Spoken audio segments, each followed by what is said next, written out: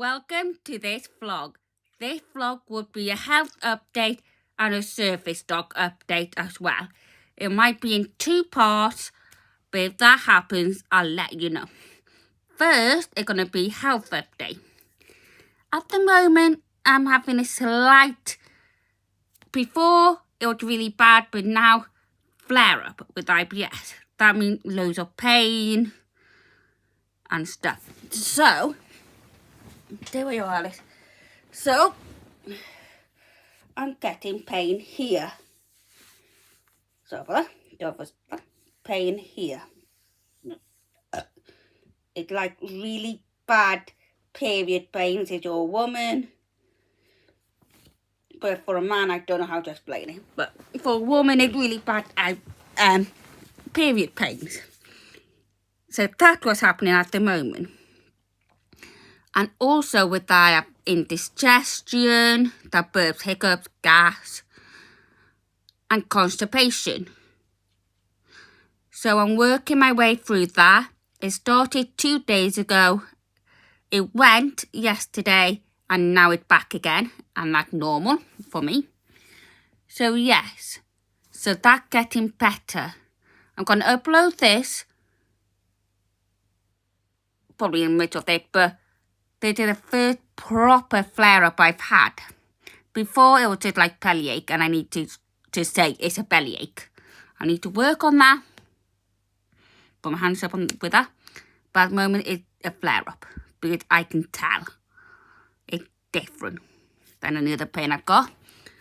Been doing well with working on my diet. I cutting down on cokes. I used to have 2 or 3 a day. Now I have 2 a week. Depending on if I have a McDonald's or something, then I have like 3 a week. But it's way less than usual. I'm cutting down on Starbucks. Instead of having like 3 a week, I have 1 a week. But I still have Starbucks coffees and stuff, but I make it at home. I don't go to Starbucks. Same with Costa. I cut down on that a lot. So I cut down on caffeine.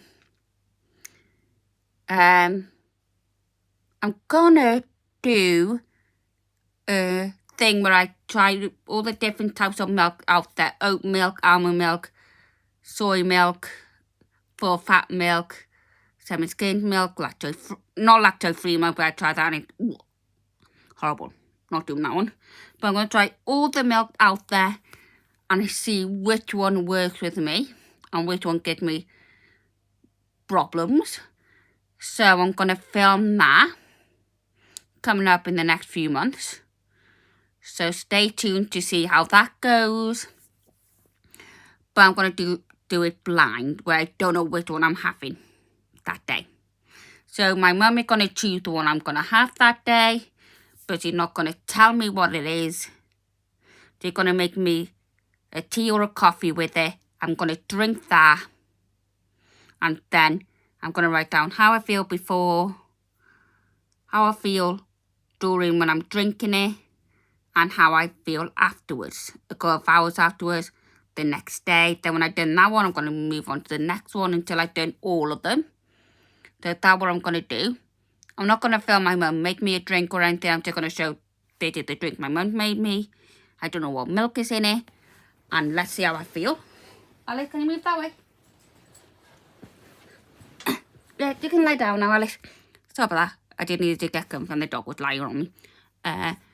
So yeah, so that's coming up. I think that's it on my health and stuff. Sorry about that. So now, service dog update. I'm able to get this into one video, so it's going to be one video, not 2. So, I'm going to talk about the gear I've got, any laws that they changed in this country, and stuff like that.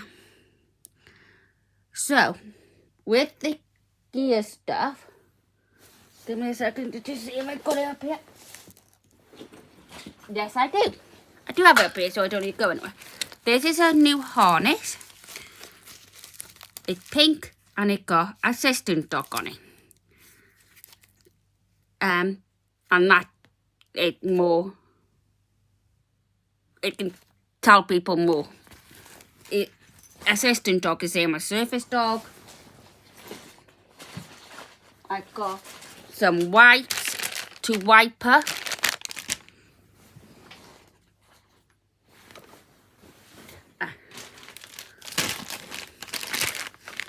Another bag of the wipes, so I have a few of them. Toothbrush and toothpaste, so I can do her teeth. The toothbrush, the toothpaste. I'm going to do her teeth in a minute, and I'm going to show you how I do that. More wipes. That was a free one that I had from somewhere. And that's all the gear I have for her, because you don't really need much. That is all you need. And I'm going to buy those bowls that go flat thing and make it into a bowl. I'm going to buy one of those. And a water bottle, because I need to remember to do that. I keep forgetting that bit. Stupid me. But most of the time, it's not needed. But we're going somewhere with drinks and stuff like that, so it's not needed. Now we're going to move on to the laws. I haven't looked up if any changed, but what I'm aware of, I don't think any has. They are still allowed in public places like restaurants, cafes, shops, shopping malls, or shopping centres as we call them in the UK. Cruises, trains, buses, museums. On the beach, when they say no dogs allowed, they're allowed on there, but they must have the harness on to say they're a surface dog, otherwise they're not allowed, and they must be working. They're allowed in hotels. They're allowed anywhere where you're allowed to go, unless you're working in the back of a restaurant or something in the kitchen and stuff, then they're not allowed, and that's fair enough. But if you're working in a shop, if you're working on the tills in the cafe and you're not going to the back, if you work with children and stuff, then you're allowed them, but they must be trained. And the way that they have to be trained is that they must be trained to not do any wheeze or poos in a building. So if you're going to like music festivals and stuff like that and they're outside, then they're allowed to do wheeze and poos because you're outside. But you must pick the poo up. So you must pick it up. And if you can, if you're doing something like that, go to somewhere where no one goes to and stuff and just walk over there and do it. But my dog won't do that. You have to take him out of the actual area of the thing, then he does it. He knows he's allowed to do it in that bit. And you must know the signs of when they need the toilet. Then if that does happen and they show you the sign, you can go to someone in the shop who works there. They have to work there for this. Ask them to hold on to your stuff, to go customer service. That would be the best place to go. Ask them to hold on to that. I just need to take my service dog to the toilet, then I'll be back. Then you go out the shop, let the dog do what they need to do, go back shopping. Because you don't want them to do accidents in a shop or and stuff like that. It happens, but they must be trained not to be able to do that. If they're dirty, so if you're going to take them to somewhere dirty and you're planning to go shopping, do the shopping first, then go to the dirty place afterwards, because you can't take them into a shop dirty. Only way that the shopkeepers and the workers can not allow your dog is if they're dirty, they're misbehaving, unless their misbehaving is them doing their job. Like if you've got autism and you're having a meltdown and their misbehaving is your distraction to the meltdown, then that's different, because that's their task. But misbehaving in a way like breaking stuff, running around, trying to bite other people, trying to get people's attention and stuff like that, then no. They can say, can you leave? They have to be task trained. So that means if it's a medical alert, they must be able to alert you to your medical problem. So you're aware, oh, okay, this is going to happen, so I need to go somewhere safe. That if people try and say hello to your dog and stuff, tell them no, your dog is working, can you please ignore them? And if they ignore you, walk away from them. But if they follow you, try and find a member of staff and they'll help you to get that person away from you. And with me, that will be hard. I will get angry and stuff. But I've got autism that distracts me from what I'm doing. I'm trying to do my thing. You're overwhelming me. You're like, ugh. Get away from me. I've told you to get away. I told you to stop. I told you nicely. Ugh, then you don't want that to happen. But if they listen to you, that's great. But if they don't, find a member of staff. And if you're not able to do that, let your service dog go. And let your dog go and find a member of staff while you just sit there. Do what you need to do to keep yourself safe. Even if it means running out of the shop. Or finding a quiet area in the shop if you can. And go there. Just do whatever you can to keep yourself safe. Another thing you can train your dog to do is find help when you need it.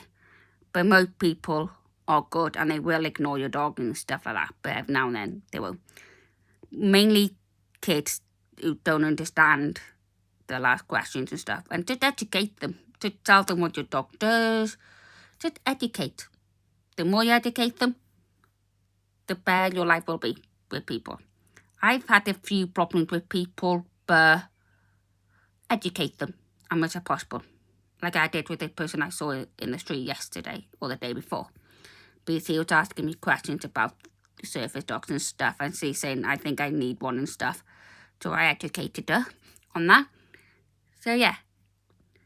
So they must be task trained. They must have things on them to say they're a service dog. They can be refused access if they're dirty or misbehaving. They must be allowed entry into any public building unless it's the back of a restaurant where people are cooking and stuff and you work there and they're not allowed there. A hospital, they must be allowed in unless it's into an operation room and all of that. But with the hospital, it's quite hard because you must, or family member or visitors, must be able to take your dog out for a wee and poo and all of that and feed them and all of that. You must be able to do all of that on your own because the nurses, doctors will not help you. And if you're not able to do any of that, your dog won't be, leave your dog at home. Or find someone to look after your dog for a few days or whatever. If you're not able to look after your own dog. But if you're getting visitors in every day and they can feed the dog, take the dog for a wee and stuff, then that's fine. But otherwise, no. But the thing you could do if you're in hospital is want them to look after you and get them to bring the dog in every time they come and see you. That's one way you could do it. Because they're allowed to come in. But they cannot be left alone in a room. So if you're going for an operation and stuff, not going to work.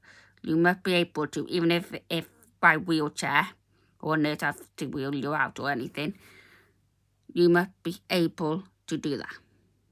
Because some nurses and stuff will take you out if you want fresh air and stuff. Especially if you have to walk around and stuff. They'll walk you outside, help you with the dog that way, then walk you back to your bed if you need to walk every few hours and stuff. Then that's fine. Because you need to walk and they could walk with you just in case you fall over and stuff. Because then it's not them doing it, it's you. But if they have for documentation, that is you don't need documentation unless you're in some part of Canada or maybe some other places. But I know in the UK you don't need documentation to have a service dog because you don't. You don't. Seriously, you don't. You just need to have something on them that says they're a service dog. That's it. And if your dog is clean and everything and they're still refusing you access, then try and educate them. And if that doesn't work, say, I'm not leaving. I'm allowed in. I'm not leaving. If you're able to. I say, if you've got a problem with that, call the police. Then when the police come, they'll be on your side. Because you're not breaking the law. You're not breaking anything. They're breaking the law by refusing you access and telling you to leave. So, basically, if you're able to, keep your ground. Because you're not breaking any rules whatsoever. Even if it is say, even if the sign says except for guide dogs, they need to change them. I hate those signs. I 100% hate them. I nearly swore that I went like that. If I do that, because I'm going to swear, but it's YouTube, not allowed. But I hate them. Because not all disabilities are like that. Then when someone says, you need to be in a wheelchair to have a disability. No, you don't. They're hidden disabilities. Ugh. But when I was in the airport one, they said, only way you're going to be able to get the help, we'll have to get you to be in a wheelchair. We're like, no. We'd rather just go through like everybody else. I'm not that disabled. I'm disabled 100%, but I'm not that type of disabled. I'm able to walk, I'm able to run, I'm able to do everything to do with my legs. I know some people do need a wheelchair and everything like that, and I understand that, but I'm not that type of person. That's it all for this video. Thank you for watching. Bye!